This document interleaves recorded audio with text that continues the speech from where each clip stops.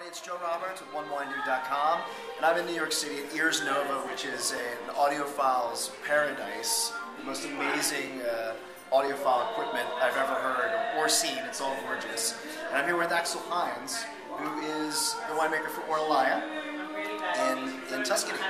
And we've just done through a tasting of the wines. They're brilliant. And I wanted to play back something you said to us during the tasting, on the topic of finding balance in wines. And it's actually pretty hard, I think, to describe balance to the average wine consumer.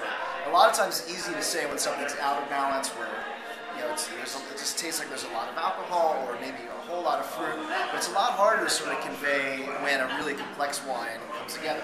Now, something you said when we were tasting was that if you try to make a grape say what's not in its nature, you're going to end up with an unbalanced wine. I wanted you to maybe just elaborate on that for everybody a bit. What is it about that, the naturalism of the grape that you're trying to get out that leads to that balanced perspective when you finally get it in the glass? I think it's a general approach in what you're doing, both in winemaking and also in vine growing. That being said, I think you put it very rightly.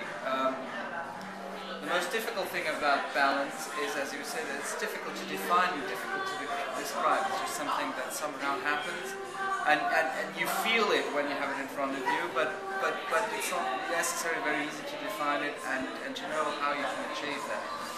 That being said, it's true that in our approach we like to have things happening as a result of conditions in which the wines are being produced and in which the grapes grow. We're speaking about a lot of different aspects, having wines of quality, having ripe wines, having concentrated wines as well. Very often people think that a concentrated wine is a little bit in opposition with balance. I don't think that is the case, but it's only a balanced wine. Concentrated wine can only be a balanced wine if from the beginning on that concentration was within the character of the vintage and was in the grapes.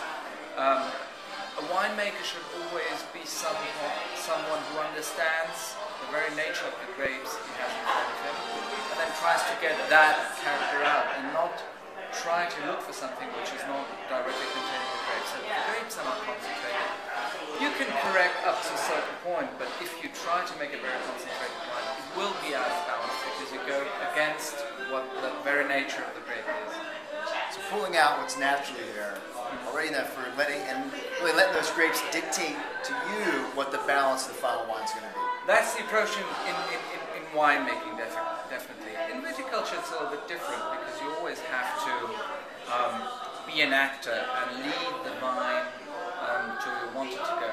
There is it's going to want to make leaves. Yeah, right? exactly.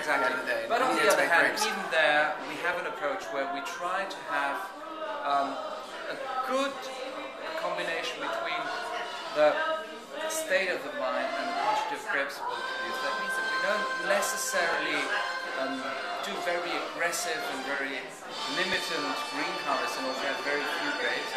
We try to figure out what is the range of production that will give the most balanced wine, and that does not necessarily mean systematically extra low yields. It can be the case in some situations, but the objective would be to really have vines that produce the amount of grape that gets naturally as close as possible to the ideal balance.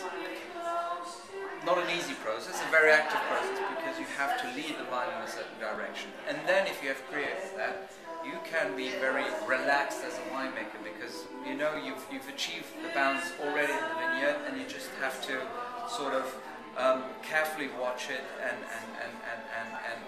having a very laid back and very contemplative approach. And make your job easier. Yeah, yeah. So you play guitar? I do. Can I play bass on your next album? Oh, sure. Awesome. We'll be the debut album, but yeah. Well, I'm not sure you can afford me. I got to make a living in this. I could pay you with a couple of bottles of wine. I'm sure that I could be tempted. Okay. Well, there you have it, everybody. Balance from grapes. Axel, thank you very much. Thank you. It was a pleasure. Till next time. Cheers.